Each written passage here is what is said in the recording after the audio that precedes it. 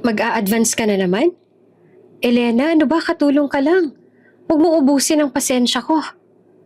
Malamig na sigaw ni Don Adrian Ilustre habang nakatingin na parang durug-duruin siya ng tingin. Sa harap ng mga kasamahan, pinahiya siya ng parang pulube. Walang dangal. Ngunit nang ibili niya ng gamot ang isang matandang babae sa eskinita, nanlamig ang bilyonaryo. Parang nakita niya ang multo. Imposible. Buhay ka? Bulong niya at nanginginig. Sino ang babaeng binilhan ng gamot? At bakit ang pusong matagal nang nanigas ay biglang nabasag ng isang nakakagimbal na katotohanan?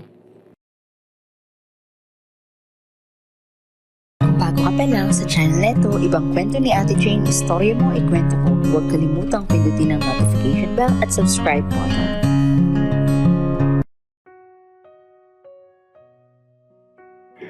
Mainit ang sikat ng araw na tumama sa malinis na marmol ng malawak na mansyon ng mga ilustre. Sa bawat sulok, may mga kasambahay na abala. May nag-aayos ng hardin, may naglilinis ng malalaking chandelier at may nagpuputol ng mga rosas para sa flower vase sa loob. Pero sa isang sulok ng kusina nakayuko si Elena. Pinipisil-pisil ang laylayan ng kanyang lumang palda at nanginginig ang mga labi. Kanina pa siya nag-iipon ng lakas ng loob. Ang puso niya ay kumakabog, parang tombol na walang tigil. Alam niyang hindi basta-basta lumalapit sa kanilang amo. Si Don Adrian Ilustre, ang kilalang bilyonaryong may matalim na tingin at tinig na kaya kong tunawin sa hiya. Pero wala na siyang pagpipilian. Diyos ko, sana po maintindihan niya. Sana po bigyan niya ako ng awa. Bulong ni Elena habang pinipigil ang pangingilid ng luha. Lumabas siya sa kusina. Dahan-dahang naglakad sa mahabang pasilyo. Ang mga mata ng kapwa kasambahay ay nakasunod sa kanya. Parang nagtatanong kung saan siya pupunta. Ang ilan ay napailing at may bulong na, "Nako, patay ka dyan, Elena. Wala pa akong nakitang pinayagan ng advance si Don Adrian." At sa dulo ng pasilyo, naroon si Adrian. Nakaupo sa malapad na leather chair sa loob ng opisina. Nakatutok siya sa laptop. May hawak na basong kape. At ang nooy nakakunot habang may kausap sa telepono. Hindi ko tinatanggap ang alok na yan. Triplehan niyo kung gusto niyo makuha ang kumpanya ko. Malamig niyang sabi bago niya ibinaba ang tawag. Saktong pagbaling niya ng tingin, nakita niya si Elena na nakatayo sa may upuan. Nakayuko at hawak ang mga daliri na para bang kinakabahan. Bakit ka nandito? Wala ka bang ginagawa sa kusina? Malamig na tanong ni Adrian. Humigop siya ng hangin sabay lumapit. Sir, Don Adrian, pasensya na po. May hihilingin lang po sana ako. Tumaas ang kilay ng binata. Ano na naman? Kung pwede po sana mag-advance po ako ng sahod. Kahit kaunti lang po. May sakit kasi ang nanay ko. Kailangan niya ng gamot. Baka hindi na po siya tumagal kung hindi siya makainom. Natigilan si Adrian. Pero agad din nagbalik ang lamig ng kanyang mukha. Napalingon siya sa mga staff na nasa gilid ng opisina. At sa harap ng lahat, marahas siyang tumayo. Advance ka na naman. Sigaw niya na umalingaw-ngaw sa buong opisina. Katulong ka lang, Elena. Huwag mo ubusin ang pasensya ko. Hindi ako bangko para lapitan niyo kapag gipit kayo. Napayuko si Elena.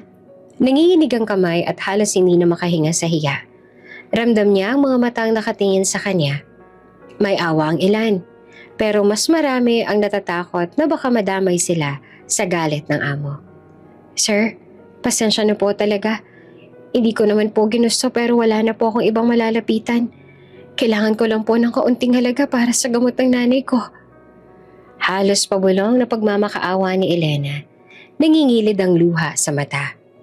Napahawak si Adrian sa sentido, mariing pumikit at huminga ng malalim. Alam niyo ba kung ilang beses ko nang narinig yung dahilan na yan? Palaging may nanay, may tatay, may sakit. Sa tingin mo, ako ang solusyon sa lahat ng problema niyo? Hindi na nakasagot si Elena. Napatakip na lang siya ng bibig para pigilan ang paghikbi. Tahimik ang lahat hanggang sa isang kasambahay ang biglang bumulong. Kawawa naman siya, sir. Totoo pong may sakit ang nanay ni Elena. Nanlamig ang mga mata ni Adrian, sinipat ang nagsalita, at bumalik ang tingin kay Elena. Hindi siya sanay na makita ang ganoong anyo ng paghihirap. Yung nanginginig ang balikat, yung halatang desperado. Para bang may kumukurot sa konsensya niya kahit ayaw niyang aminin. Ilang segundo ng katahimikan, saka siya bumuntong hininga. Fine.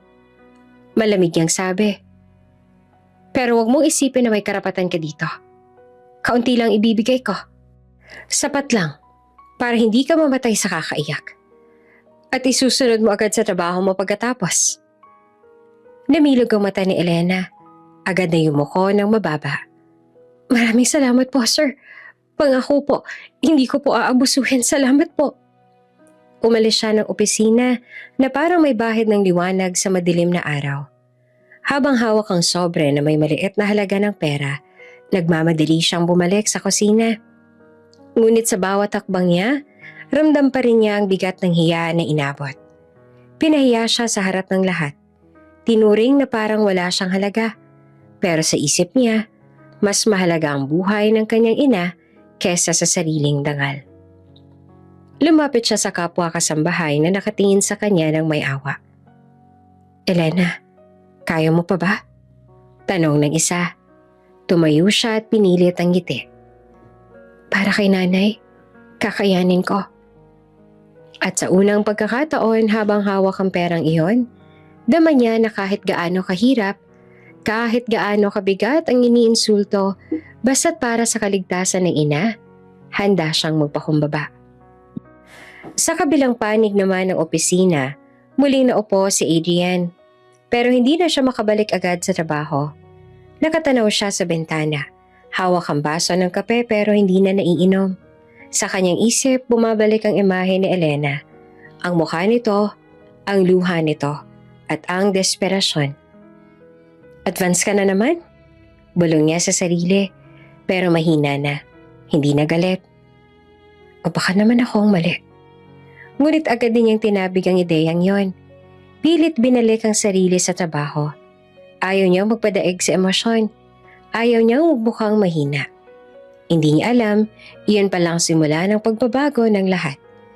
Ang simpleng pagmamakaawa ng isang katulong na magbubukas ng isang napakalaking sikreto ng nakaraan. Bitbit ang maliit na supot ng gamot, halos hindi mapigilan ni Elena ang mabilis sa paghinga habang nagmamadaling lumabas ng mansyon. Alam niyang bawal basta-basta lumabas ng walang paalam. Pero dala ng pangangailangan, wala na siyang pakialam. Bawat segundo ay mahalaga. Baka tuluyan ng bumigay ang katawan ng kanyang ina kung hindi siya makainom agad. Sa loob ng sasakyan na nakaparada sa driveway, nakaupo si Don Adrian. May meeting pa sana siya sa syudad, ngunit pinili niyang manatili ng mas matagal sa bahay habang inaayos ng driver ang gamit. Napansin niya si Elena na nagmamadaling umalis. May hawak na supot. May kaba sa kilos at hindi man lang nag-abalang sumilip sa paligid. Boss, aalisin na po ba natin? Tanong ng driver. Sandali lang. Malamig na sagot ni Adrian habang nakamasid. Sundan natin siya. Tahimik na pinaandar ng driver ang sasakyan. Dahan-dahang sumusunod sa bawat liko ni Elena. Hindi ito namamalayan ng dalaga. Sa isip ni Adrian, gusto lang niyang tiyakin kung saan talaga napupunta ang perang ibinigay niya. Sanay na siya sa mga kasambahay na gumagamit ng dahilan para sa pansariling bisyo at ayaw niyang maging biktima ng kasinungalingan. Ilang kanto ang tinahak ni Elena hanggang sa makarating sa isang makipot na eskinita. Ang dating tuwid na postura ng dalaga ay biglang yumuko. Halos tumakbo papasok sa barong-barong na gawa lamang sa pinagtagpi-tagping yero at kahoy. Sa labas ay may nakasampay na mga basang damit at ang sahig ay halos putikan dahil sa ambon kagabi. Barong-barong? Bulong ni Adrian. Hindi siya makapaniwala. Hindi niya akalaing dito nakatira ang tinatawag na nanay ni Elena. Dahan-dahan siyang bumaba ng sasakyan at sumilip mula sa malapit. Sa loob ng maliit na kubo, naroon ang isang matandang babae. Nakahiga sa lumang banig, marupok ang katawan, payat at halos butot balat na lang. Nilapitan agad ni Elena.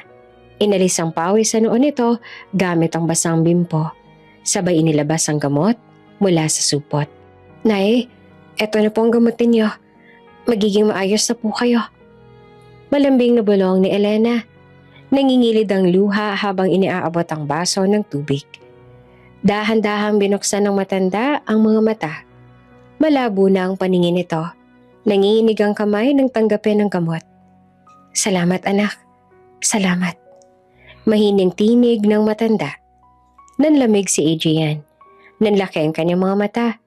Halos bumagsak ang hawak niyang cellphone. Hindi pwede. Bulong niya, napapaatras. Ang mukha ng matanda, ang hugis ng mata, ang ilong, ang mga kulubot na bakas ng kahapon, lahat ng iyon ay kakambal ng imaheng matagal niya nang inukit sa alaala.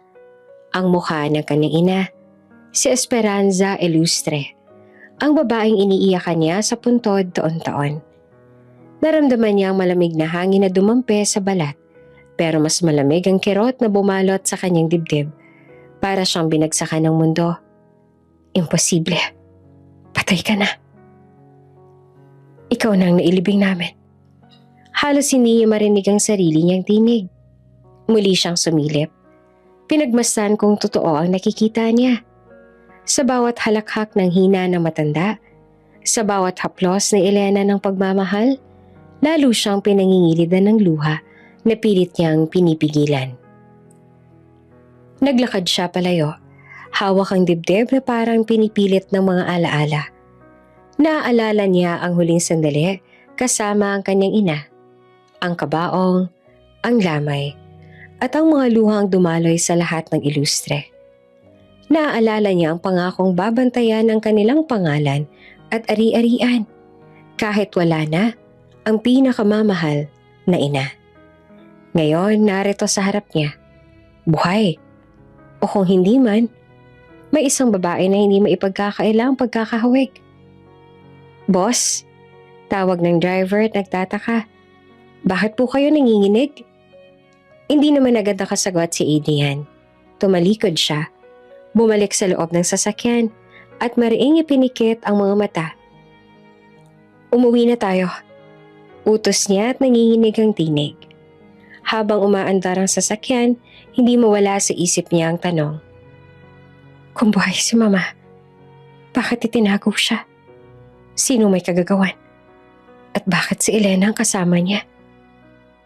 Samantala sa loob ng barong-barong, nakahiga ng muli ang matanda matapos inumin ng gamot. Hinaplos ni Elena ang buhok nito, sabay bulong. Nay, hindi po ako titigil hanggat hindi ko kayo napapagamot. Kahit ano pong gawin nila sa akin, kahit ilang beses pa nila ako insultuhin, gagawin ko po ang lahat para sa inyo. Isang pilit na ngiti naman ang gumuhit sa labi ng matanda, sabay muling pumikit. Parang natulog ng payapa. At sa labas, naiwan ang tanong na hindi matahimik sa puso ni Don Adrian. Isang tanong na babago sa lahat ng paniniwala niya.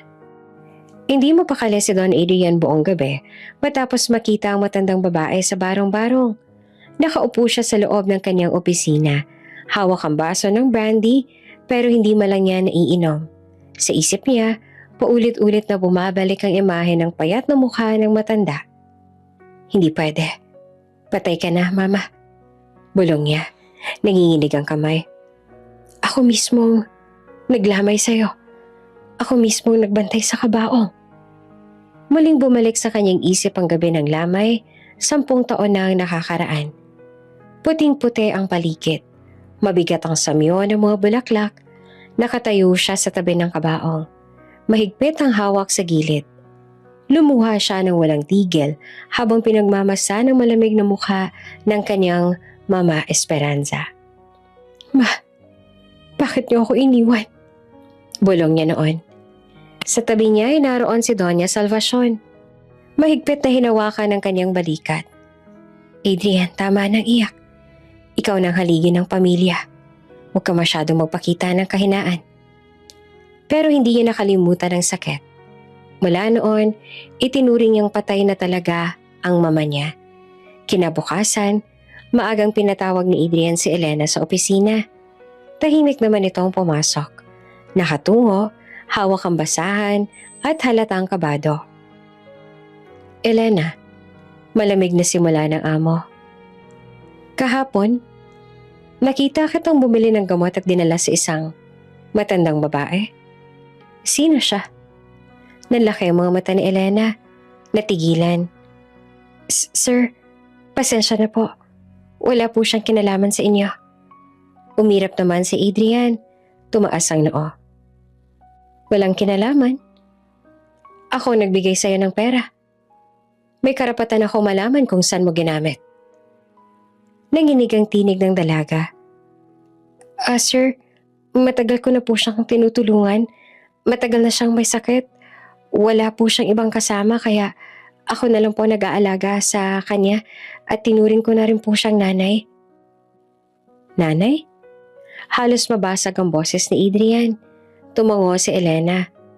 Opo, simulat sa Paul siya na po ang tinuturing kong nanay. Wala na po akong ibang pamilya. Hindi ko rin po alam kung sino ang tunay kong mga magulang kaya siya na lang po. Nanlamig si Adrian. Napaatras. Hindi mo ba talaga alam kung sino siya? Umiling si Elena. Lumuluha na. Wala po akong alam.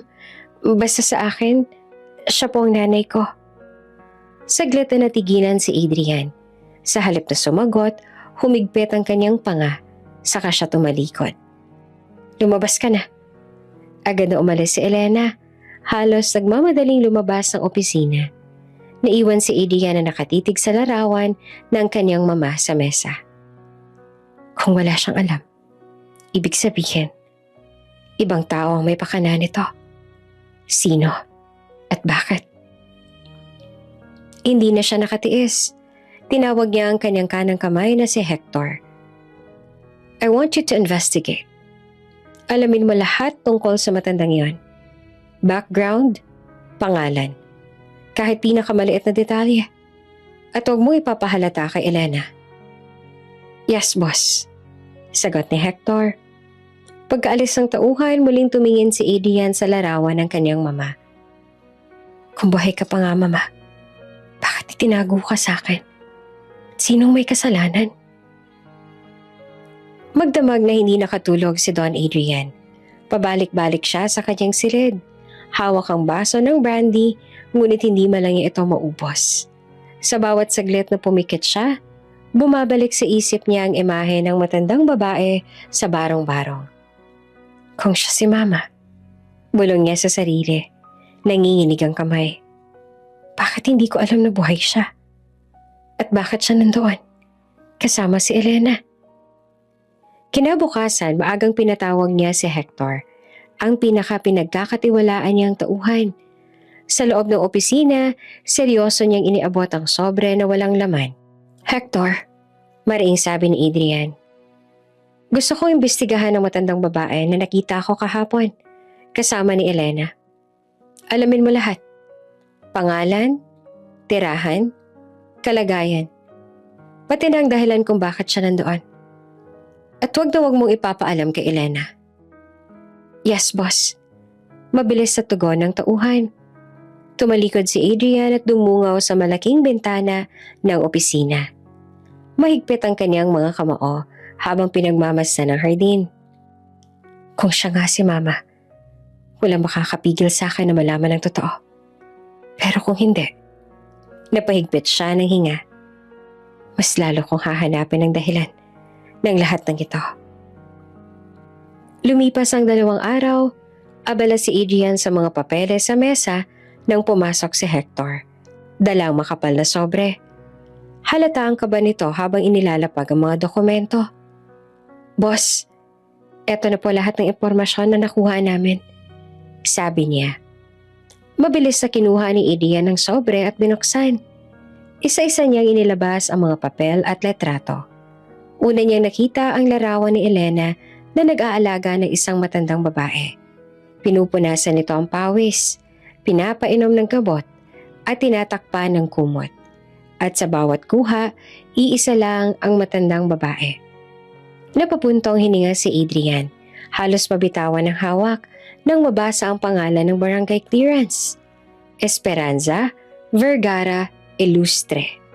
Nanlaki ang mga mata niya at namutla ang kanyang mukha. Mama, bulong niya at halos hindi lumalabas ang boses. Nagpatuloy siyang magbasa. Ayon sa mga record, ilang taon nang naninirahan si Esperanza sa isang maliit na barong-barong sa isang eskinita. Walang ibang kasama kundi si Elena. Tahimik ang buhay nito. Maliban sa madalas na pagkakasakit. Wala ni isa man lang na nagsabi sa akin. Mariing bulong ni Adrian. Halos pinipilit ang papel sa kamay. Bakit itinago sa akin?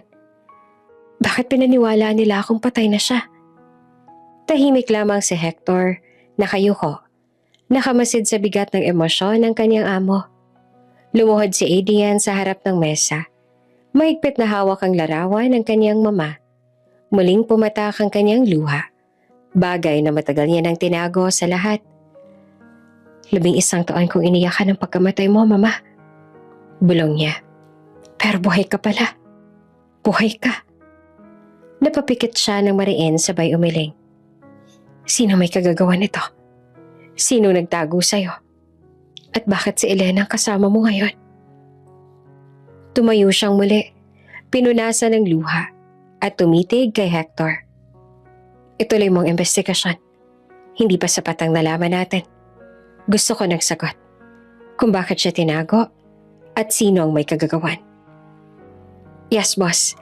Agad ko pong aasikasuhin. Tugon naman ni Hector. Naiwan si Adrian sa opisina. Tahimik na nakatitig sa larawan ng kanyang mama. Sa kanyang puso, nagsimulang umusbong ang matinding panata. Hahanapin ko ang lahat ng sagot. At kahit gaano kasakit, haharapin ko ang katotohanan. Hindi mapakali si Don Adrian matapos matanggap ang ulat ni Hector. Araw at gabi, mukha ng kanyang mama ang nasa isip niya. Kung totoo nga siya si Mama, bakit itinago sa akin? At bakit si Elena ang kasama niya? Kinabukasan, maaga pa lang nagpa siyang bumalik sa barong-barong. Hindi na siya mapayapa hanggat hindi niya nakakausap mismo ang matanda. Makipot ang daan. Basa pang lupa dahil sa ambon kagabi. Pagbaba niya ng kotse, natanaw niya si Elena na nagwawali sa labas. Napatigil ito. Nanlaki ang mga mata nang makita siya. Sir Adrian? Halos mabitawan nito ang hawak. Bakit po kayo nandito? Mariing tumingin si Adrian. Gusto ko makita ang mama ko. Si nanay po? Nagugulo ang sagot naman ni Elena. Hindi na siya nakinig. Diretso siyang pumasok sa kubo. Nakahiga pa rin si Esperanza sa panig. Payat, mahina at tila natutulog. Lumuhod si Adrian. Nanginginig ang kamay habang hinahaplos ang braso nito. Mama, bulong niya at namumuo ang luha. Ako to, si Adrian, anak mo. Dahan-dahang iminulat na Esperanza ang mga mata. Tinitigan siya ng matagal. Para bang sinusubukang alalahanin, ngunit sa huli, umiling. Pasensya ka na, iho. Hindi kita kalala. Sino ka ba? Bumagsak ang mundo ni Adrian. Ako ito. Ako si Adrian Ilustre, Mama. Ako ang anak mo. Napasinghap si Elena. Napatakip siya ng bibig. Hindi siya makapaniwala sa narinig. Anong sinabi niyo, sir? Nanginginig ang boses niya.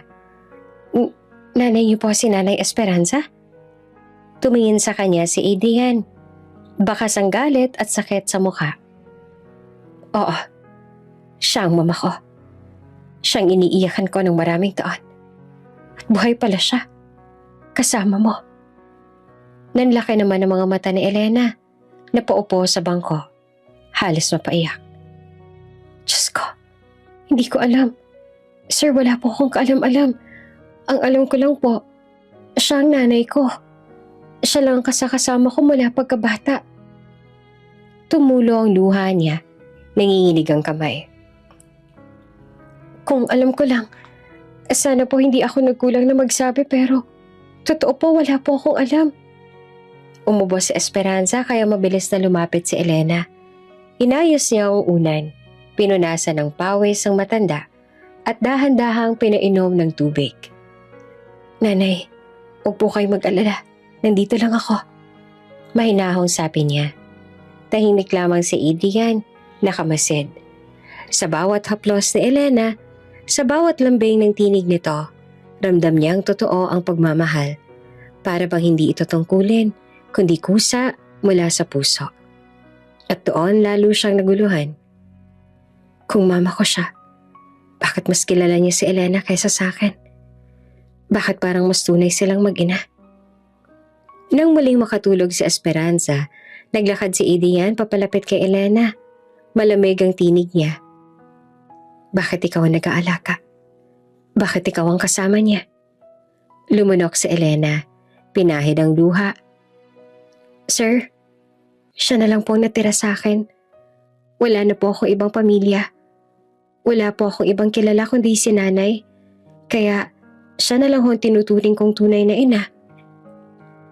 Napatitig naman si Adrian. At kahit anong pilit, wala siyang nakitang kasinungalingan sa mukha ng dalaga. Taos puso ang mga mata nito, puno ng awa at pagmamahal. Bago siya umalis, lumapit muli si Adrian sa banig at hinawakan ng kamay ng matanda. Mama, kahit hindi mo ako nakilala ngayon, hahanapin ko ang dahilan. Hindi ako titigil hanggat maibalik kita sa akin. Paglingon niya, nakita niyang umiiyak pa rin si Elena. Hawak ang basahan sa dibdib. Elena, mariing sabi ni Adrian. Alagaan mo siya ng mabuti. Babalik ako.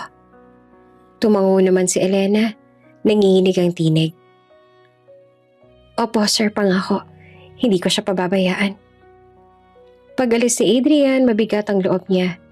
Habang umaandar ang kotse, hindi mawala sa isip niya ang tanong. Buhay si Mama? Pero bakit hindi niya ako nakikilala? At bakit si Elena ang mas malapit sa kanya? Samantala si Elena ay nananatiling nakaluhod sa tabi ng matanda. Humahagulgol ng tahimik. Diyos ko, paano nangyari to? Paano na naging mama siya ng amo ko? Ano ba talagang totoo? Pagbalik ng mansyon, hindi naman mapakali si Adrian. Kahit abala siya sa pagpirma ng mga papeles at pakikipagpulong sa mga direktor, ang utak niya ay laging bumabalik sa maliit na barong-barong kung saan naroon ang mama niyang hindi siya kilala. Bakit si Elena? Bakit siyang mas malapit kay mama kaysa sa akin? May tinatago ba siya?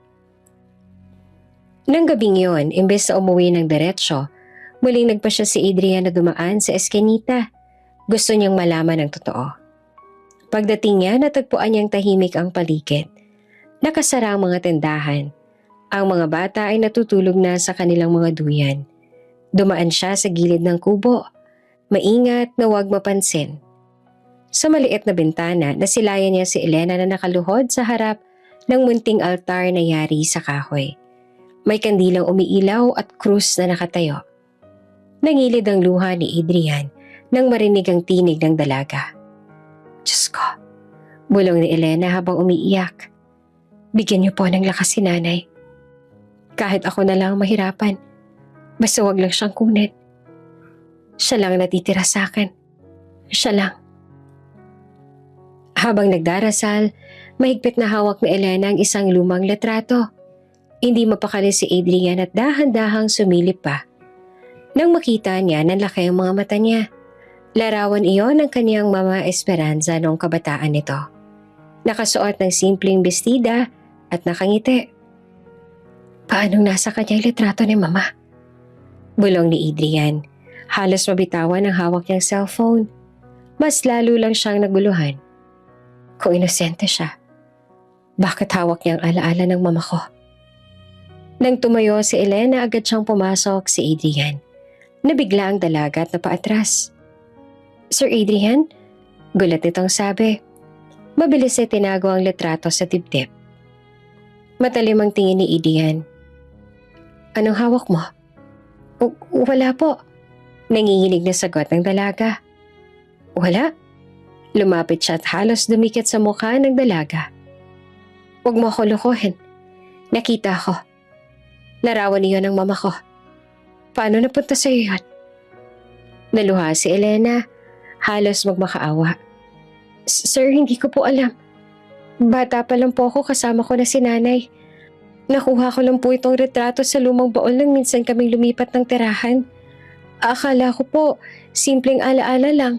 Hindi ko po alam na may kinalaman pala to sa inyo. Mariing tumitig si Adrian. Hinahanap ang kasinungalingan sa mukha ng dalaga. Pero ang nakita niya ay purong takot at katapatan. Kung wala kang alam, mariing sabi ni Adrian, bakit ikaw ang kasama niya? Bakit ikaw ang tinatawag niyang anak? Samantalang ako ang totoong anak niya. Umiyak si Elena. Nakaluhod na ngayon sa harap ng altar. Sir, wala po akong sagot. Ang alam ko lang, siya ang nanay ko. Wala naman ho akong ibang pamilya. Wala akong ibang pinagmulan. Siya lang ang pinanghahawakan ko. Nanlumo si Adrian. Gusto niyang magalit. Gusto niyang isumbat sa dalaga ang lahat ng sakit. Pero ramdam niyang totoo ang mga salita nito. Huminga siya ng malalim at tumalikod. Kung sinasabi mong wala kang alam, hahanapin ko ang sagot sa iba. Pero tandaan mo, Elena, may connection ka kay mama. At isang araw, malalaman ko kung ano yon. Tahimik lamang si Elena. Humihikbi, hawak pa rin ang litrato. Hindi niya maintindihan ang lahat, pero alam niyang mas lalong gumulo ang kanyang mundo.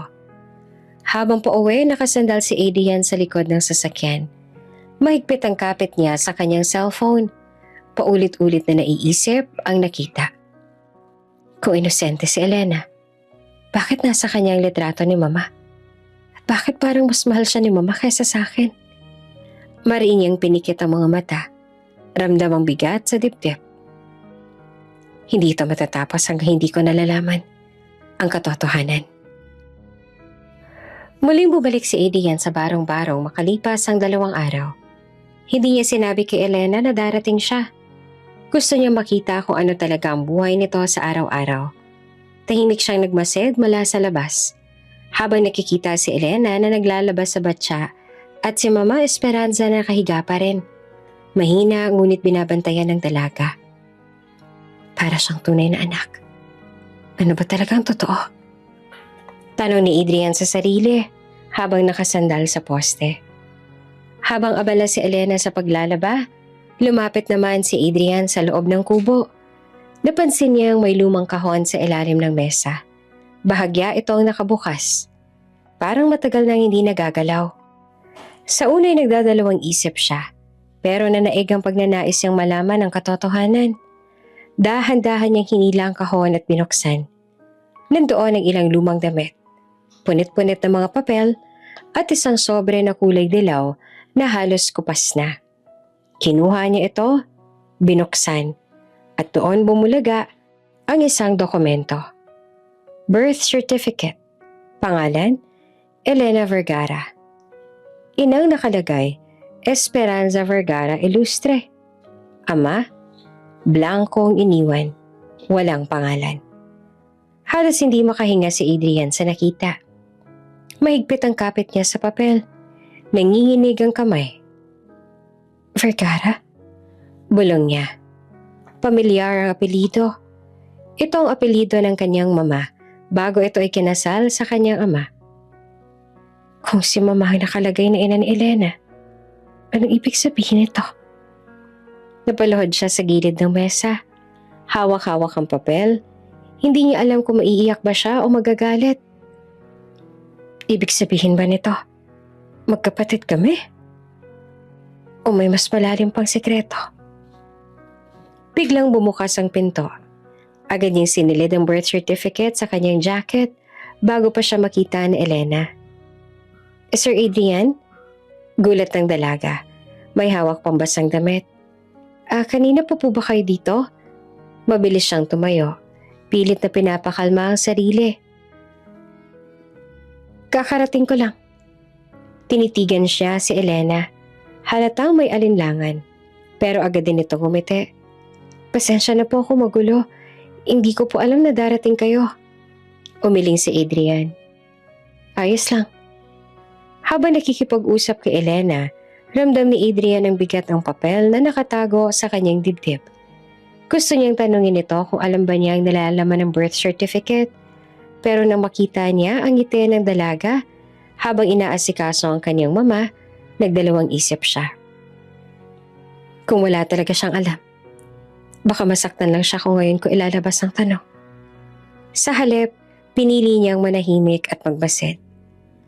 Nang muling dumating ang gabi, nagpaalam si Adrian na aalis na. Pero bago siya umalis, tumigil siya sa pinto at tumingin kay Elena. Elena, seryoso niyang sabi. Huwag mong pababayaan si Mama. Babalik ako bukas. Tumango naman ang dalaga, bahagyang napangiti. Opo sir, pangako hindi ko po siya iiwan. Pag-alis niya, mahigpit niyang hinawakan ng dibdib kung saan nakatago ang dokumento.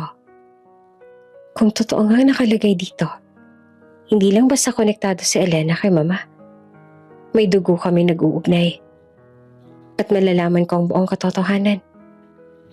Pag-uwi sa mansyon, inilabas ni Adrian ang birth certificate at muling pinagmasdan.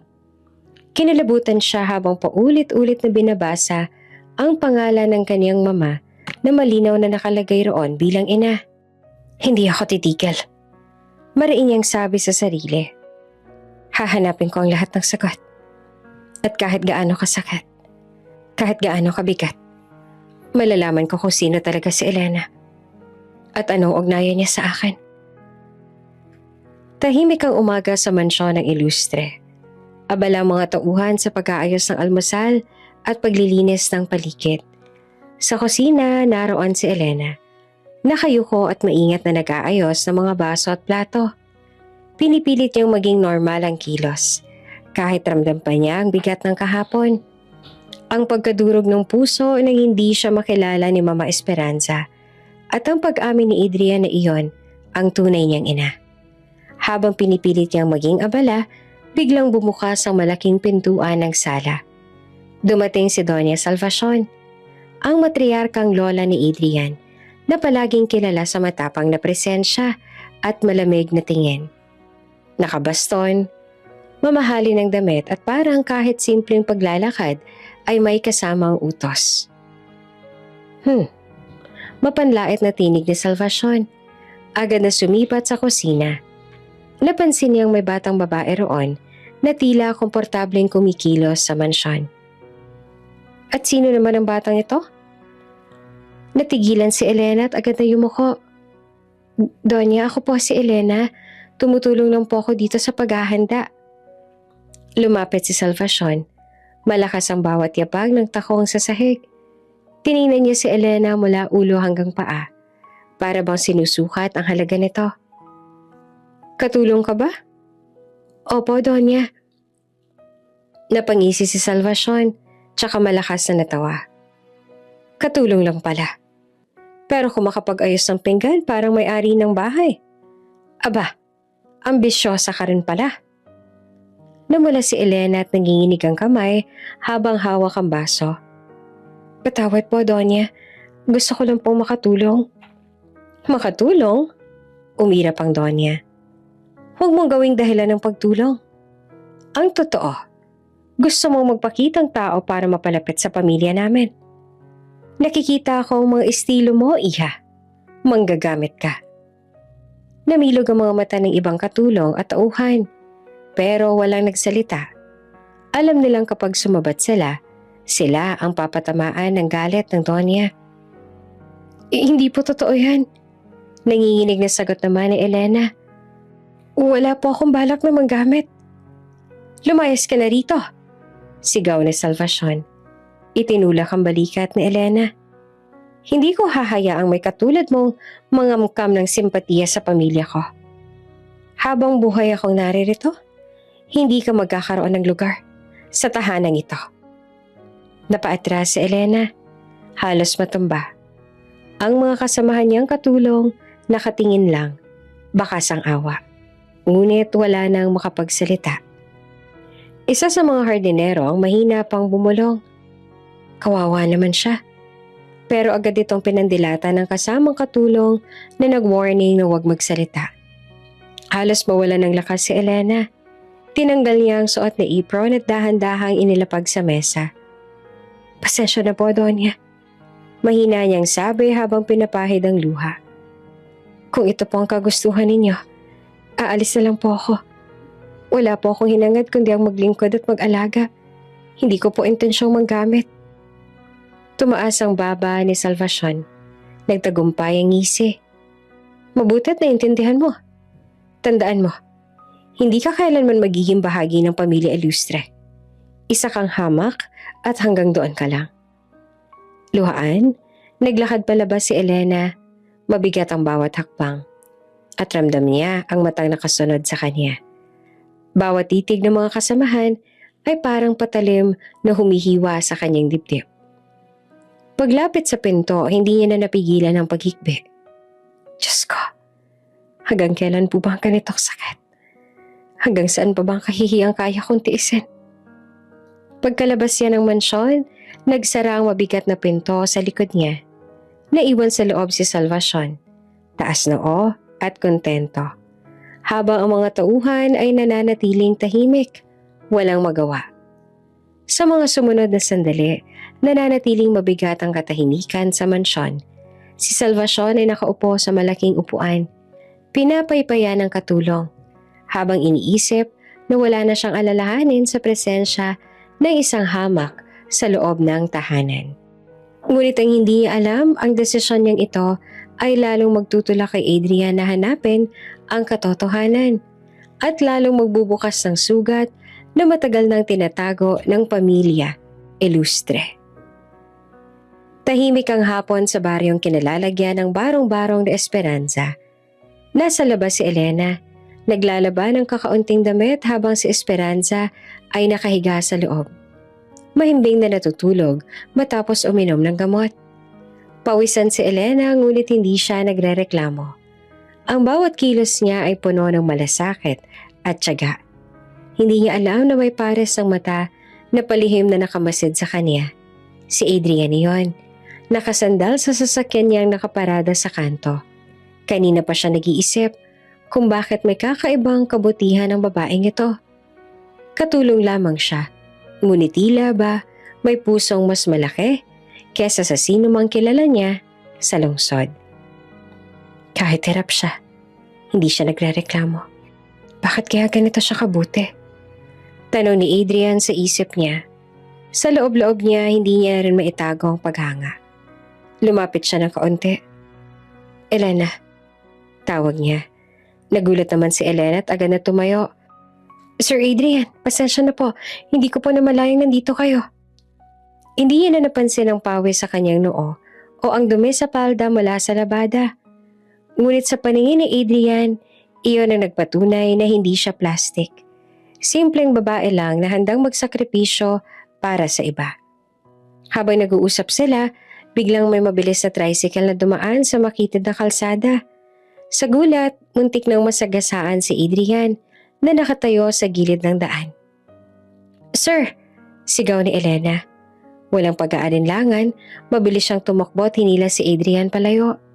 Sa lakas ng hatak, pareho silang natumba sa gilid ng daan. Dumaan ang tricycle na parang walang nakita. Aray! Ungol na Adrian hawak ang braso. Nakatihaya naman si Elena. Hiningal ngunit agad na bumangon para silipin ang kalagayan ng kanyang amo. Sir, ayos lang po ba kayo? Nasaktan ba kayo? Nagulat si Adrian sa inasal ni Elena. Bakit mo ko hinila? Pwede ka rin nasaktan. Mas mabuti na po yun kesa kayong napahamak. Sagot ni Elena at bakas ang pag-aalala sa mukha. Natigilan si Adrian. Ramdam niya ang sinseridad sa boses ni Elena. Hindi iyon gawa-gawa lamang, kundi taos puso. Bakit ka ganyan? Mahina niyang tanong. Bakit inuuna mo pang ibang tao kaysa sarili mo? Napayuko si Elena. Mahigpit ang hawak sa palda. Siguro po kasi sanay na ako magsakripisyo. Basta ligtas ang ibang tao. Sapat na po yun para sa akin. Sa sagot niyang yon, tila may biglang nabasag na yelo sa puso ni Adrian. Sa unang pagkakataon, nakaramdam siya ng init. Isang damdaming matagal nang nawala mula nang mawala si Esperanza sa kanyang buhay. Pagbalik nila sa barong-barong, iniabot ni Elena ang baso ng tubig kay Adrian. Inumin niyo po muna to. Baka natuyuan kayo sa init. Hindi naman makapaniwala si Adrian. Kanina lang, muntik itong mapahamak para mailigtas siya. Ngayon na siya pa ang inaalala. Tinitigan niya si Elena at sa mga mata nito, nakita niya ang kabutihang matagal niya nang hinahanap. Hindi ito tulad ng mga babaeng kilala niya sa syudad. Walang halong pagkukunwari, walang pag-aasam sa yaman. Kinagabihan, habang nakaupo si Adrian sa lahat ng barong-barong, dumaan si Elena dalang maliit na lampara. Nagulat siya nang marinig ang boses ni Adrian. Elena, nakakagulat naman kayo, sir. Akala ko tulog na kayo. Nahihiyang sagot niya. Umiling si Adrian. Hindi pa. Iniisip ko pa rin yung nangyari kanina. Hindi ko makakalimutan ang ginawa mo. Salamat. Bahagya namang nawala si Elena. Naku, wala po yun, sir. Ginawa ko lang po ang tama. Hindi lahat ng tao ay gagawin yan. Mariin na sabi naman ni Adrian. Pero ikaw ang nauna. Kahit buhay mo pa ang kapalit. Hindi ko alam kung bakit pero ramdam ko. Iba ka. Hindi nakasagot si Elena. Ngunit sa kanyang dibdib, ramdam niya ang mabilis sa pagtibok ng puso. Sa mga sumunod na araw naging mas magaan ang ugnayan nilang dalawa. Hindi pa rin nawawala ang lamig sa kilos ni Adrian. Paminsan-minsan. Ngunit sa simpleng ngiti o pasasalamat, nararamdaman ni Elena na unti-unti itong lumalapit. At kay Adrian, malinaw ang isang bagay. May isang kakaibang kabutihan kay Elena na hindi niya maipaliwanag. At iyon ang unti-unting bumabasag sa matigas niyang puso. Gabi na tahimik ang paligid ng baryo. Abala si Elena sa paghahanda ng hapunan. Isang simpleng lugaw para kay Nanay Esperanza. Ngunit habang isinasali niya sa mangkok, napansin niyang nanginginig ang mga kamay ng matanda. Nay, ayos po ba kayo? Mabilis niyang tanong. Biglang sumama ang pakiramdam ni Esperanza. Namutla, mabilis ang paghinga, at tuluyang nawala ng malay sa harap niya. Nabitawan ni Elena ang mangkok. Tumilapon ang lugaw sa sahig. Nanay Esperanza? Diyos ko! Halos sigaw niya. Nanginginig ang boses. Agad siyang lumabas ang barong-barong at nagsisisigaw ng tulong. At sa kabutihang palad, kararating lang ni Adrian galing Maynila. Nakita niya ang kalagayan ng kanyang ina. Nanlamig siya at halos tumigil ang kanyang mundo. Get the car! Bilis! Utos niya sa driver, sabay buhat kay Esperanza. Elena, sumama ka na. Hawak-hawak ni Adrian ang kamay ng ina habang nagmamadali silang tumakbo sa ospital. Si Elena, tahimik na umiiyak. Hawak ang panyo para punasan ng pawis ni Esperanza. Sir, baka hindi na po kayanin ni Nanay. Nanginginig ang tinig ni Elena. Hindi. Matatag ngunit basag ang boses ni Adrian. Hindi siya pwedeng mawala. Hindi pa siya pwedeng mawala. Pagdating sa ospital, sinalubong agad sila ng mga nurse at isinugod si Esperanza sa ER. Niiwan sina Adrian at Elena sa labas. Parehong lutang sa takot. Maya-maya lumabas ang doktor. Kailangan niya ng dugo agad. Kundi hindi tatagal ang pasyente. Ako, agad na sagot ni Adrian. Ako ang anak niya. Kumuha na kayo ng dugo sa akin. Tumango ang doktor. Maganda. Pero para masiguro na sapat ang supply, kailangan natin ng isa pang donor. Kailangan natin mag-test. Nagkatinginan sina Adrian at Elena. Elena, halos bulong ni Adrian. Baka pwede ka ring mag-test. Namilog ang mga mata ni Elena. Ako po?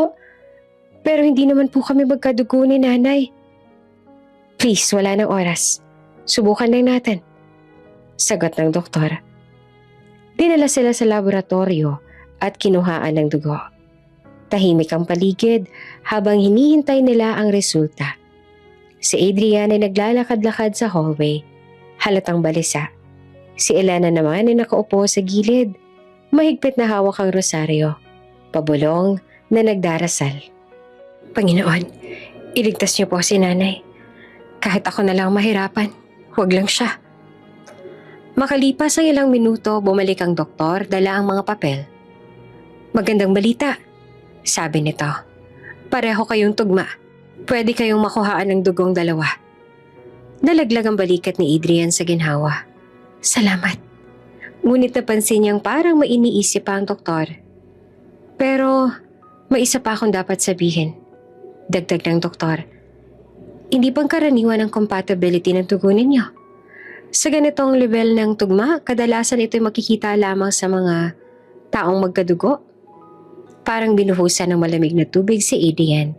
Napalingon siya kay Elena na hindi na makatingin. Anong ibig mo sabihin? Tanong niya. Halatang kinakabahan.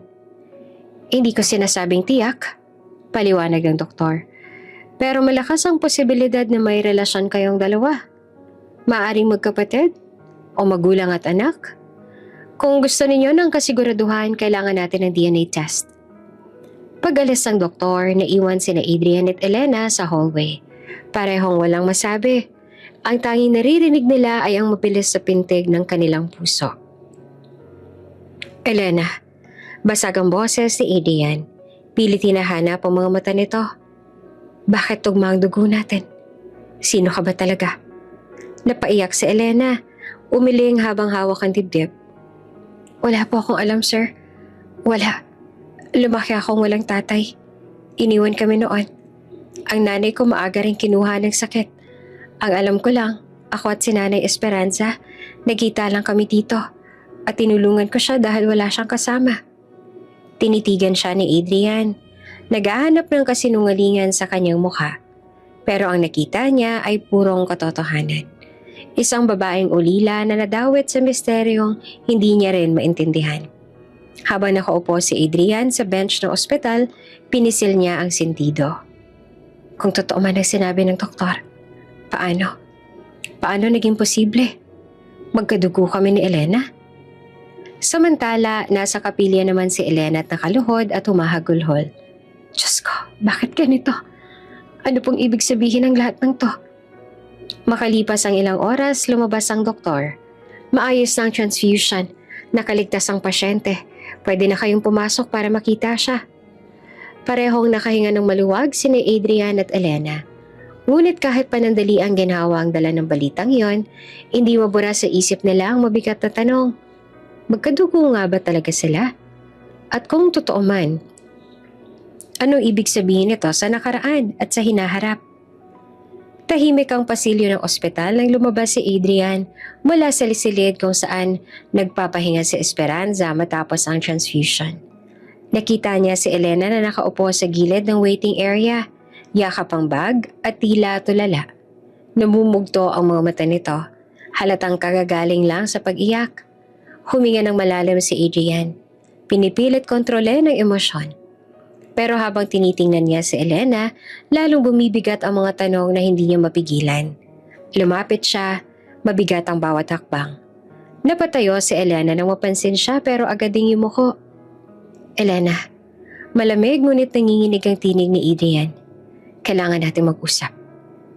Opo, sir. Mahinang sagot naman ng dalaga. Umupo silang magkatapat sa bench. Ilang segundo ng katahimikan ang lumipas bago nagsalita si Adrian. Sino ka ba talaga? Tanong niya at diretso at mariin. Bakit tugma ang dugo natin? Hindi to simpleng pagkakataon lang ayon sa doktor. Posible lang ito kung magkadugo nga tayo. Namilog ang mata ni Elena at agad siyang napailing. Sir, wala po talaga akong alam. Wala po akong tinatago. Walang alam? Halos pasigaw ni Adrian. Paano mo ipapaliwanag ang resulta? Sabihin mo nga sa akin ang totoo, Elena. Nanginig ang kamay ni Elena. Sir, maniwala ho kayo. Hindi ko po talaga alam Ang alam ko po, ulila na po ako sa ama. Kaya ako natutong mag-isa. Wala po naman akong koneksyon sa inyo. Tumulo ang luha sa pisngi ni Elena habang nagsasalita. Kung pwede nga lang po sir, sana hindi na ako tinatanong ng ganito. Kasi kahit ako naguguluhan, hindi ko rin alam kung bakit ganun ang lumabas sa test. Saglit na natahimik si Adrian. Nakita niyang nanginginig na balikat ng dalaga. Ang sakit na pilit itong tinatago. Sa kabila ng galit at pagkalito, ramdam niya ang pagiging totoo nito. Pinikit sandali ni Adrian ang mga mata. Bumalik sa isip niya ang mga alaala ng kanyang kabataan. Ang pagkawala ng kanyang ina, ang mga bulong-bulungan ng pamilya, at ang bigat ng pangungulila. Kung totoo nga na may koneksyon siya sa akin, bakit ngayon ko lang nalaman? Sino nagtatago ng lahat ng ito? Elena, mahina niyang sabi. Mas mahinahon na.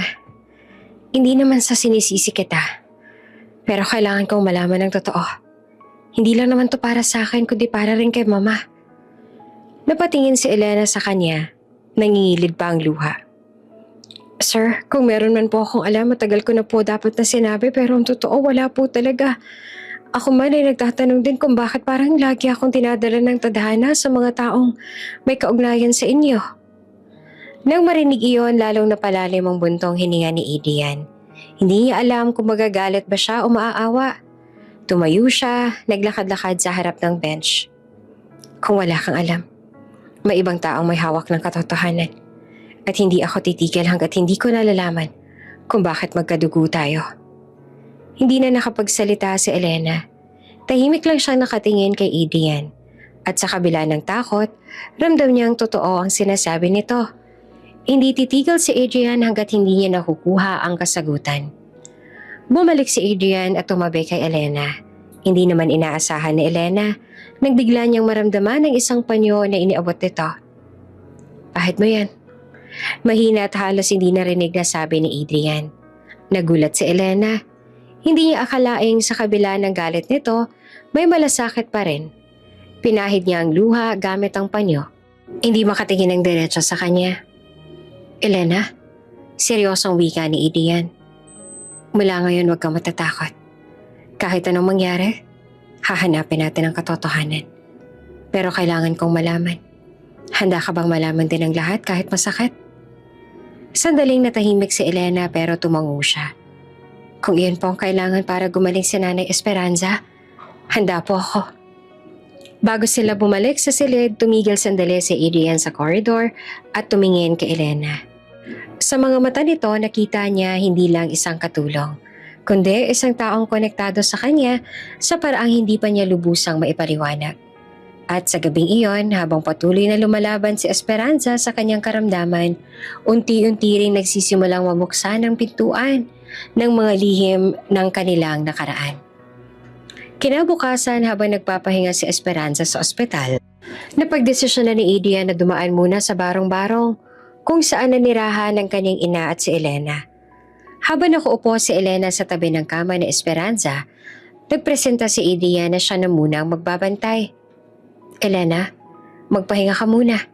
Wika niya. Ako na munang titingin kay mama. Nag-alinlangan si Elena pero tumango rin. Opo sir, babalik po ako maya-maya. Nang makaalis si Elena, nag-ikot si Adrian sa loob ng maliit na barong-barong. Maraming lumang gamit. Mga kahon, lumang aparador na yari sa kahoy at ilang kahong halos bulok na. Ang mga bagay na iyon ay tila ba nagkukuble ng maraming lihim. Sa ilalim ng isang lumang mesa, may napansin si Adrian na kahon na tinatakpan ng kumot. Inalis siya ito at dahan-dahang binuksan. Amoy kaalikabok ang bumungad sa kanya at puno ito ng mga lumang gamit, mga damit, lumang litrato at isang maliit na kwadwerno na tila luma na ang takip. Nang kunin niya ang kwaderno, napansin niyang nakasulat sa pabalatang pangalan, Esperanza Ilustre.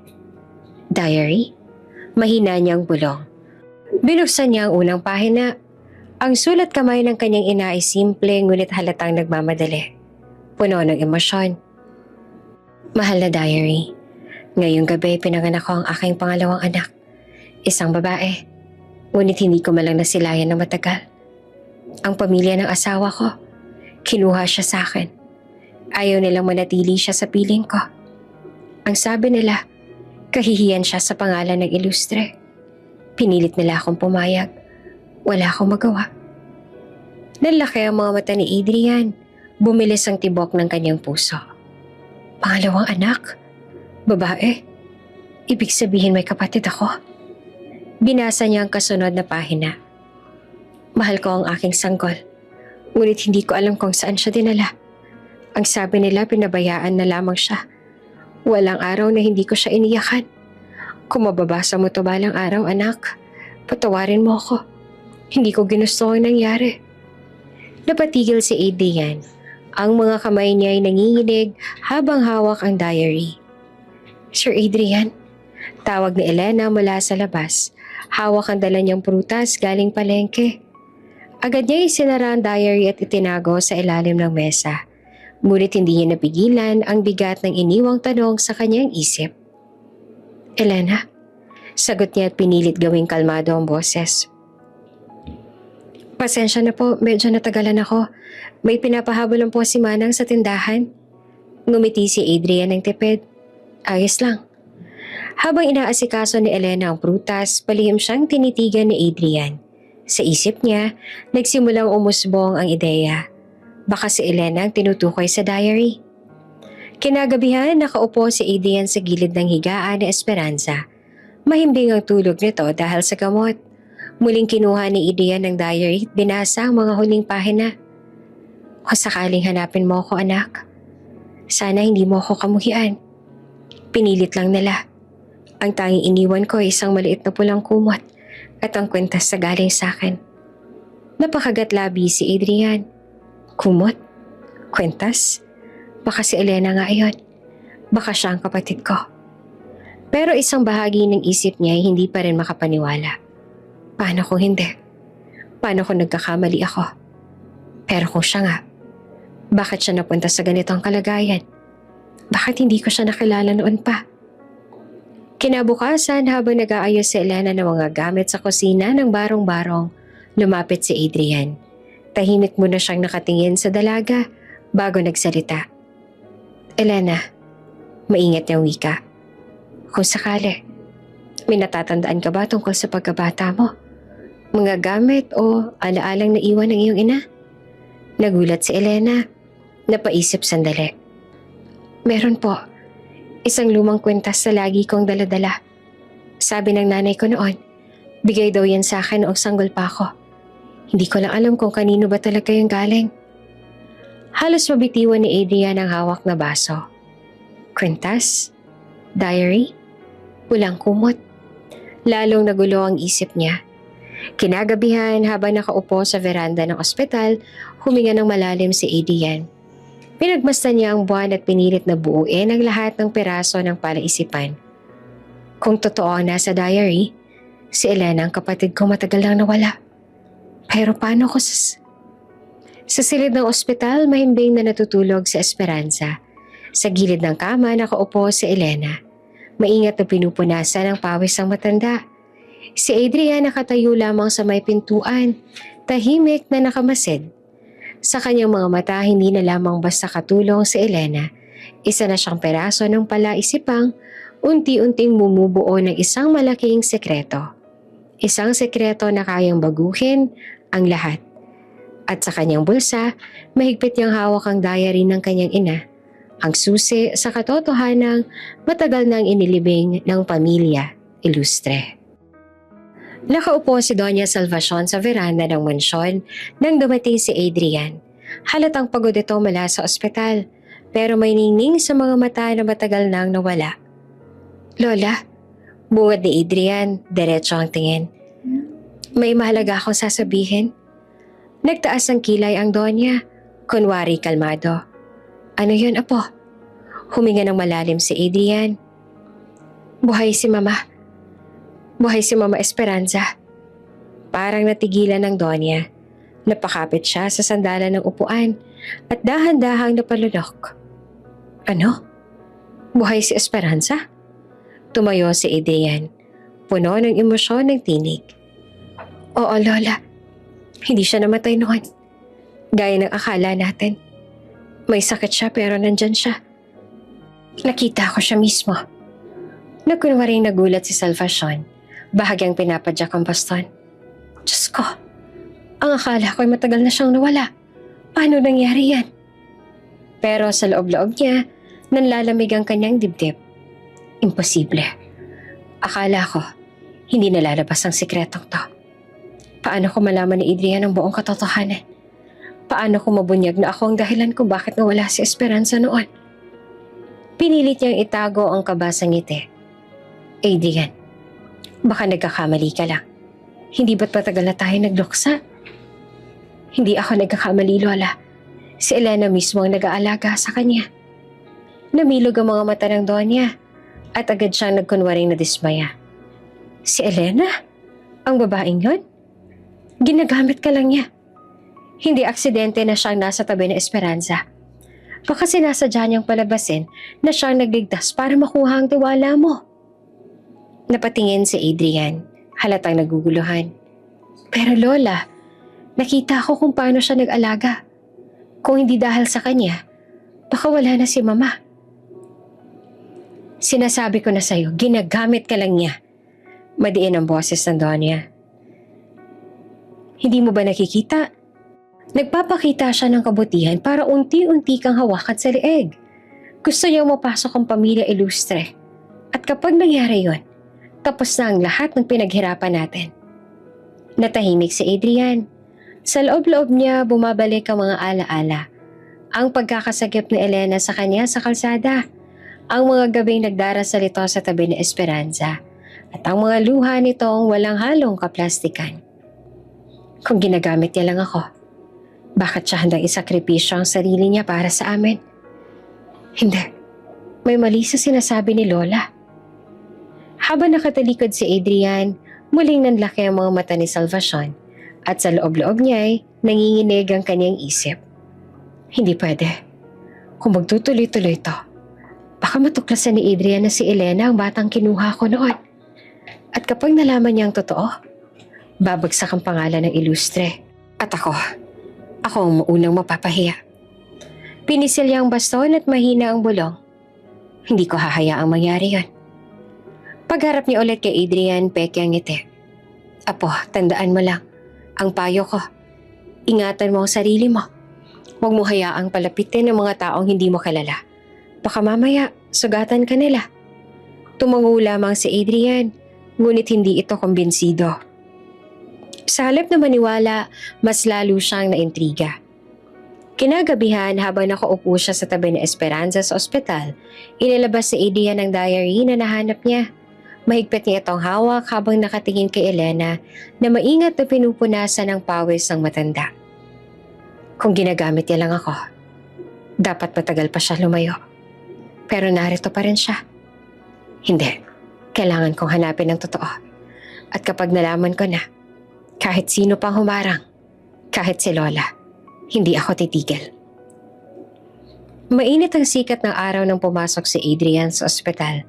Nasa silid si Elena, nakaupo sa tabi ng kama ni Esperanza.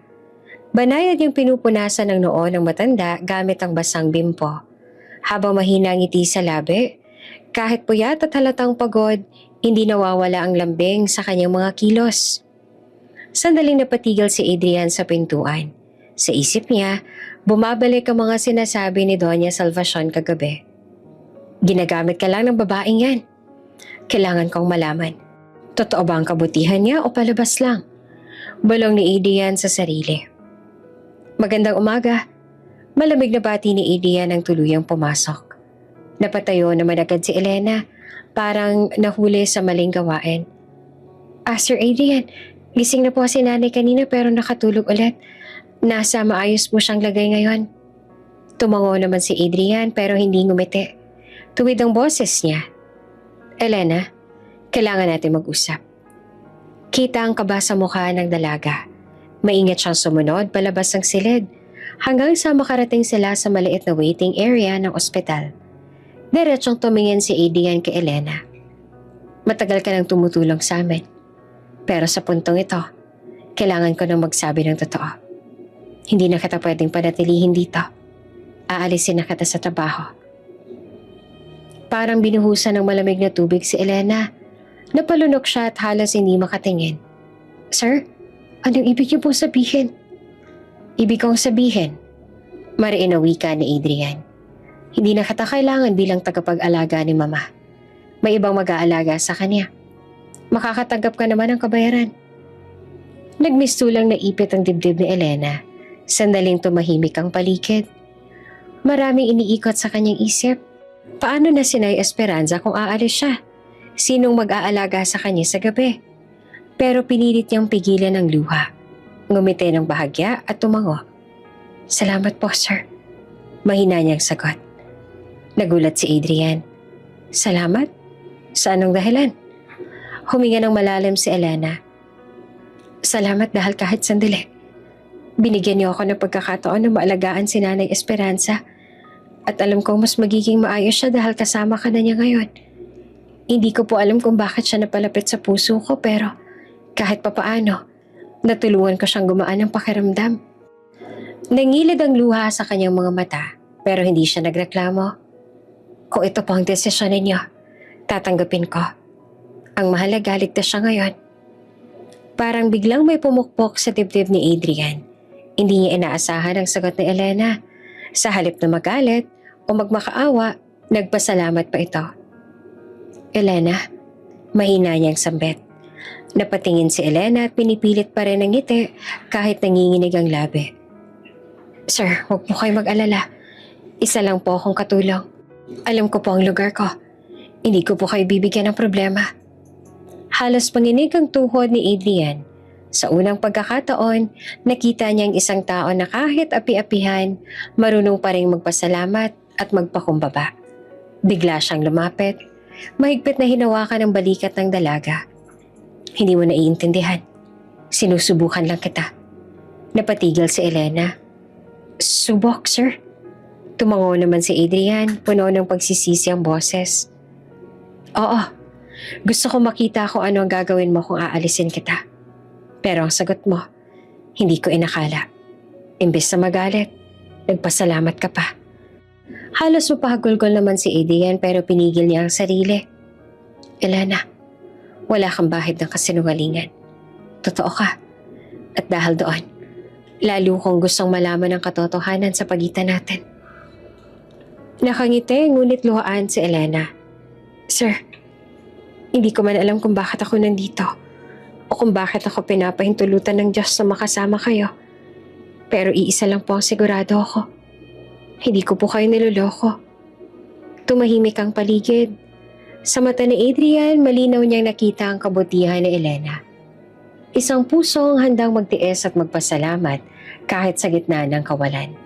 At sa oras na yon, lalo pang nabasag ang matagal ng pader sa puso ng bilyonaryo. Tahimik ang gabi sa ospital. Nakahiga si Esperanza.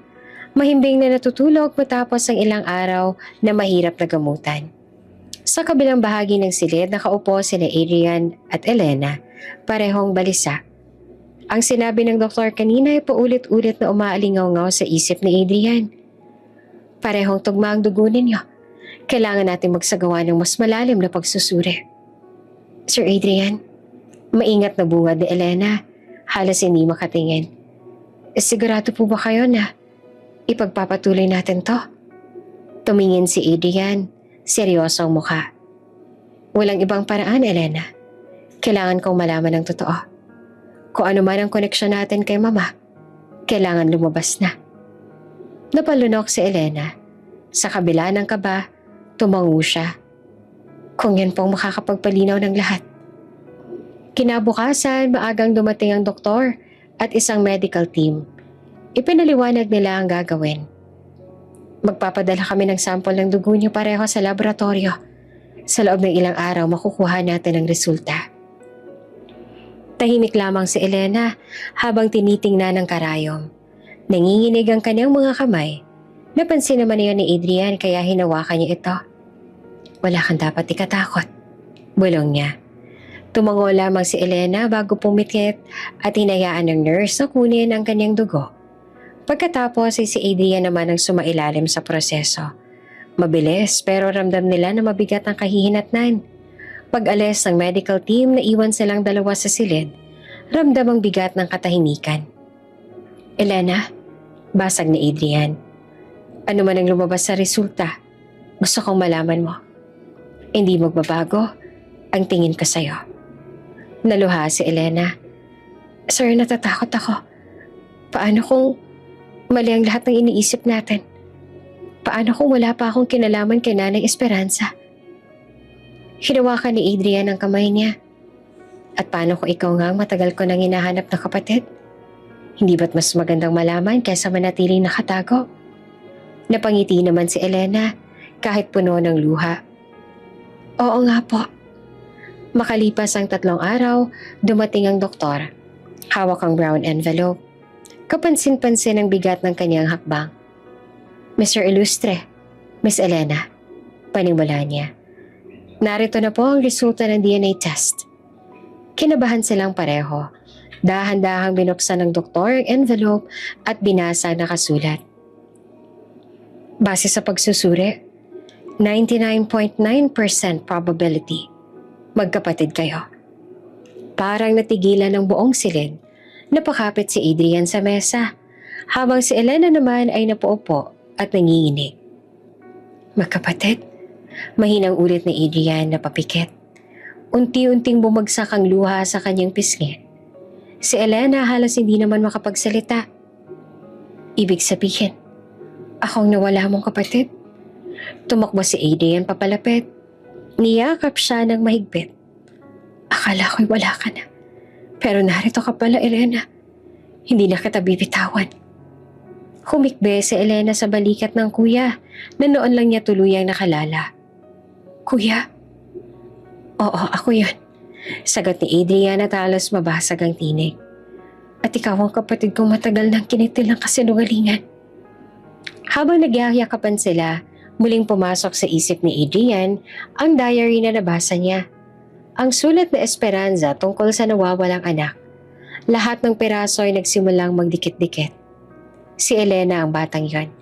Ang batang tinanggal sa piling ng ina. Ang batang tinago sa kasinungalingan ng pamilya Ilustre.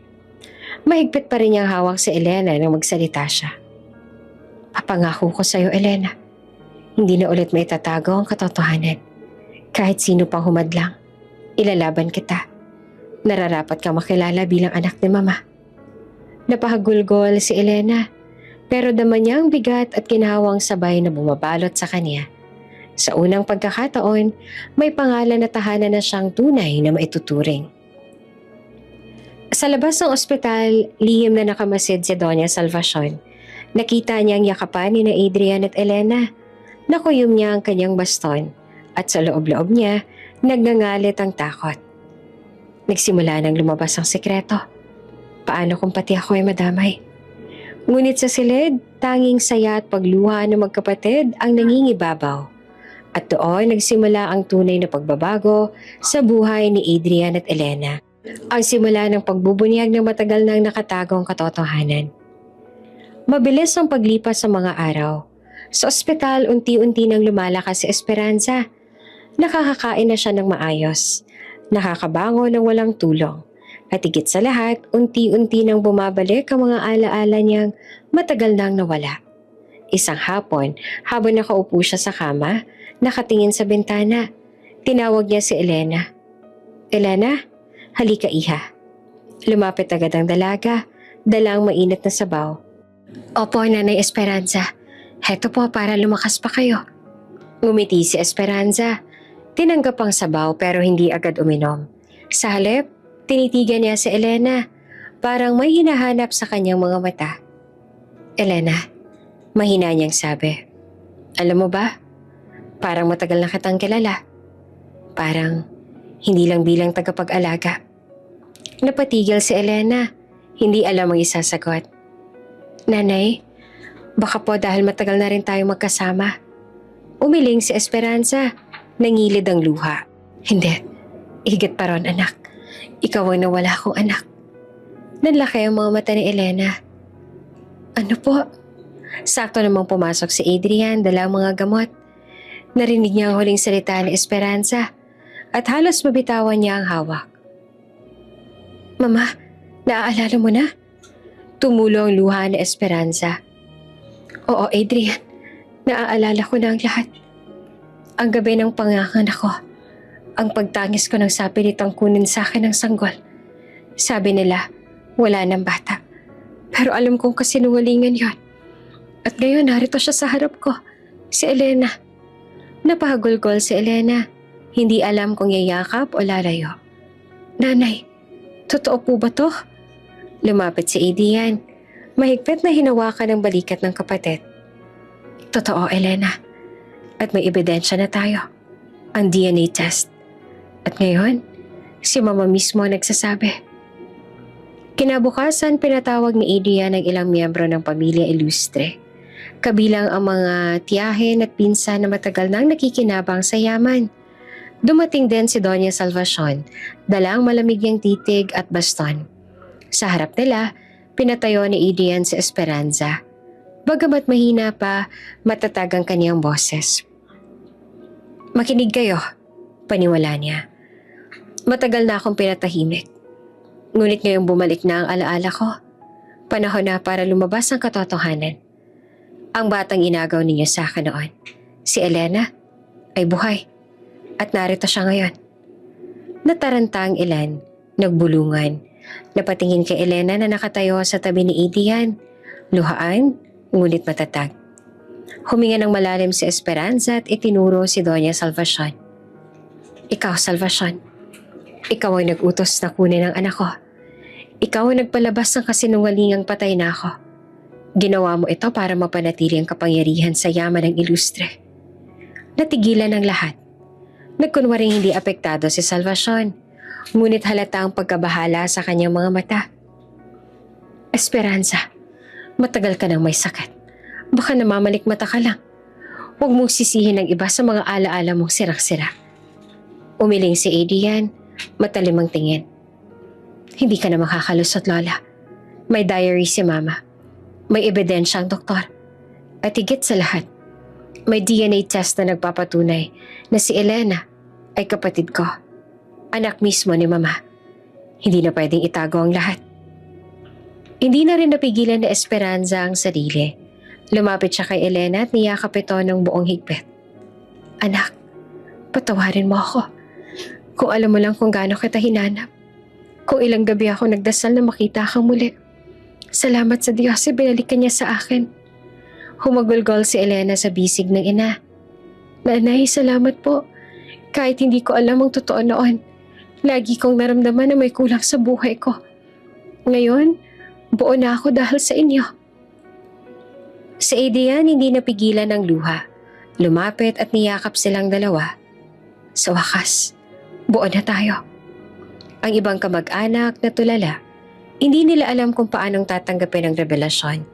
Isa-isang napayuko, halatang natatakot na mawala ang mga pribilehiyong nakukuha sa pangalan ng Ilustre. Samantala, si Doña Salvacion ay nanilisik ang mga mata. Pinipigilan ang panginginig ng kamay sa baston. Hindi pwede. Hindi pwedeng masira ang lahat ng pinaghirapan ko. Kung lumabas ang lahat ng sekreto, mawawala ang kontrol ko. Hindi ko hahayaang mangyari yon. Simula ngayon, mariing wika ni Esperanza, hindi na ako mananahimik. Ang anak kong si Elena ay opisyal kong kikilalanin at ibabalik ko ang lahat ng karapatan niya bilang Ilustre. Wala nang kasinungalingang makakapigil pa. At sa huling sandali, kahit marami pang unos ang darating, malinaw sa lahat na bumangon ng muli si Esperanza, hindi lamang bilang isang ina, kundi bilang ilaw na magbabalik ng liwanag sa matagal nang nabalot ng dilim na pamilyang Ilustre. Mainit ang hangin ng magtipon ng pamilya Ilustre sa malaking bulwagan ng mansyon. Lahat ng miyembro ay naroon, kasama ang mga abogado at ilan sa board ng kumpanya. Sa gitna nakaupo si Adrian, seryoso ang ekspresyon. Katabi si Elena at si Esperanza na ngayon ay mas matatag na ang tindig. Sa harap nila nakaupo si Doña Salvacion. Nakataas ang kilay pero halatang balisa. Tumayo si Adrian, dalang makapal na folder ng mga dokumento. Ngayong hapon, kailangan na matapos ang lahat ng kasinungalingan. Matagal tayong nilaso ng mga lihim. Pero oras na para lumabas ang katotohanan. Binuksan niya ang folder at ipinakita ang DNA result. Ito ang ebidensya na si Elena ay tunay na anak ni Mama. At higit pa, siyang batang sinasabing namatay noon pero kinuha at itinago. Nagbulungan ng mga kamag-anak. Ang iba na payuko, ang iba naman ay nagulat. Nilingon ni Adrian ang lola niya. Lola, alam mo ba kung sino ang may kagagawa ng lahat? Ikaw.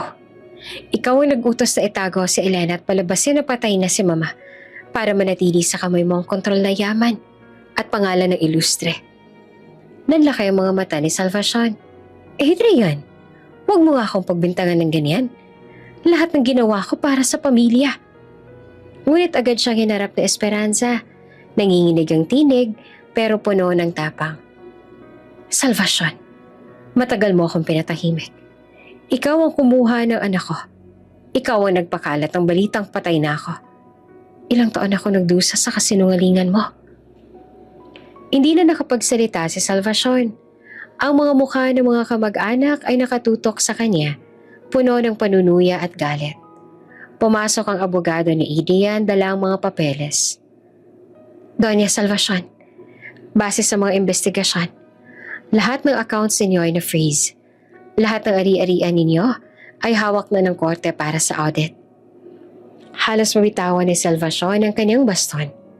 Anong ibig niyo sabihin? Mariin ang sagot ni Adrian. Ibig sabihin, wala ka ng hawak na kapangyarihan. Wala ka ng yaman na pwedeng gamitin laban sa amin. At simula ngayon, hindi ka na bahagi ng buhay namin. Lumapit si Adrian. Diretso ang tingin sa lola. Itinakwil mo si Mama. Itinakwil mo si Elena. Ngayon, ako naman ang tatalikod sa'yo. Wala ka ng karapatan sa pangalan ng ilustre. Nagulat ang lahat. Hindi makapaniwala na mismo si Adrian, ang paboritong apo, ang tatapos sa paghahari ng Donya. Si Salvacion nanginginig ang labi, na paatras sa upuan. Adrian, ako nagpalaki sa'yo. Pero hindi mo ako tinuruan ng tama. Sagot ni Adrian na puno ng hinanakit. Tinuruan mo ako magalit, manlamig, maging walang puso. Pero salamat kay Elena. Natutunan kong magmahal muli. Kaya simula ngayon, tapos na ang kasinungalingan mo. Napalapit si Elena kay Adrian. Luhaan ngunit may ngiti. Kuya, salamat. Kung hindi dahil sa'yo baka hindi na lumabas ang totoo. Yumakap si Adrian sa kapatid. Hindi na kita iiwan, Elena. Buo ng pamilya natin. Lumapit si Esperanza at niyakap silang dalawa. Salamat mga anak ko. Sa wakas buo na ulit tayo. Habang nakatingin ang lahat, si Doña Salvacion ay tuluyang napaupo. Tulala at basang-basa ng pawis. Ang dating matapang at makapangyarihan ngayon talunan at iniwan. Sa loob-loob niya, alam niyang wala na siyang laban. Lahat ng pinaghirapan ko, nawala dahil sa katotohanan. Habang papalubog ang araw, sabay-sabay na naglakad palabas sina Adrian, Elena at Esperanza. Sa likod nila ay naiwan si Salvacion. Mag-isa, hawak ang baston ngunit walang silbi. Sa kanilang puso, ramdam nila ang sakit ng nakaraan. Pero higit doon, ang pag-asa ng bagong simula. Makalipas ang ilang linggo, formal na isinagawa ang board meeting ng Illustre Group of Companies. Sa gitna ng maaliwalas na conference hall, nakaupo si Adrian bilang bagong chairman, katabi si Elena at Esperanza. Lahat ng miyembro ng pamilya ay naroroon, kabilang ang mga dating tutol kay Adrian. Tumayo si Adrian dala ang mga dokumento. Ngayong araw, nais kong ipahayag na si Elena ay opisyal na kikilalanin bilang anak na Esperanza Ilustre. May bahagi siya sa yaman ng pamilya at karapatan niyang magkaroon ng boses sa mga desisyon. Nagbulungan ng ilang miyembro ng board. Ang iba halata ang pagsang-ayon. Ang iba naman ay nagpipigil ng pagtutol. Tumayo si Elena. Mahinahon ng boses. Maraming salamat, Kuya. Pero kung ako po ang tatanungin, sapat na ang makilala bilang anak ng aking ina. Hindi ko kailangan ng kayamanan o posisyon. Ang mahalaga, buo tayo bilang pamilya. Nagulat ang lahat sa kanyang kababaang loob. Lumapit si Esperanza, hawak ang kamay ng kanyang anak. Anak, karapatan mo ito. Huwag mong ipagkait sa sarili mo. Ngumiti si Elena, ngunit matatag ang sagot. Nanay, hindi po pera nakakapagligtas sa atin. Hindi po yaman ang nagbukas ang puso ni Kuya. Ang lahat ng ito, dahil sa pagmamahal. Kung kaya ko pong mamuhay ng simple noon, kaya ko pa rin ngayon. Basta't kasama ko kayo. Iyon ang totoong kayamanan. Naluha si Esperanza, gayon din si Adrian. Tumayo si Adrian, inilapag ang mga papeles. Kung yan ang nais ng kapatid ko, igagalang ko. Pero isang bagay lang ang titiyakin ko. Walang sino man ang muling magtatangkang alisin ang pangalan ni Elena bilang ilustre. May dignidad siya at may lugar sa pamilyang ito. Paalakpakan na umalingaw sa loob ng silid. Sa unang pagkakataon, nagkaisa ang karamihan. Hindi para sa pera, kundi para sa isang simpleng desisyong puno ng puso. Kinahapunan, bumalik silang tatlo sa dating barong-barong. Pinilit ni Adrian na ipa-renovate ito, pero tumanggi naman si Elena. Dito ako natutong maging matatag. Dito ako natutong magmahal ng walang hinihinging kapalit. Hayaan mong manatili ang simpleng anyo nito bilang alaala. Naglakad sila sa maliit na bakuran, sabay-sabay na huminga ng malalim. Para bang ang bigat ng nakaraan ay tuluyan nang nawala. Isang linggo matapos ang lahat, nagdaos sila ng simpleng salo-salo. Sa maliit na hapag, nakalatag ang mga lutong bahay. Tinola, adobo, at puto na paborito na Esperanza. Nasa gitna si Esperanza, nakangiti habang pinagmamasdan ng dalawang anak. Si Adrian na seryoso ngunit mas magaan na ang aura at si Elena na masigla at puno ng pasasalamat. Alam niyo, ani Esperanza, hindi ko inakalang mararanasan ko pa makaupo sa hapag na ito kasama kayong dalawa. Buo na ulit ang puso ko. Nagtawanan silang tatlo. Simple ngunit totoo. Sa dulo ng gabi habang nag-aayos ng mesa, niyakap ni Adrian si Elena. Salamat kapatid. Kung hindi dahil sa'yo, baka nanatili ako malamig at sarado ang puso. Ikaw ang nagturo sa akin kung anong tunay na pamilya. Ngumiti si Elena, may luha sa mata. Kuya, salamat din. Tinanggap mo ako kahit ang gulo ng nakaraan. At ngayon, wala nang masihigit pa sa pagiging kapatid mo. Sa huling pagkakataon, sabay-sabay silang napaupo sa hapag. Ang simpleng lampara sa mesa ay nagbibigay ng ilaw, sumisimbolo ng bagong simula. Magkakasama silang tatlo, si Esperanza, si Adrian at si Elena, hawak kamay puno ng pagmamahal at pag-asa. At sa gabing iyon, natapos ang mahabang yugto ng sakit, kasinungalingan at pagdurusa. Ang natira na lang ay isang bagong simula, isang pamilyang buo, isang pusong muling natutong magmahal. Bago ka pa lang sa channel neto, ibang kwento ni Ate Jane, istorya mo, ikwento ko. Huwag kalimutang pindutin ang notification bell at subscribe button.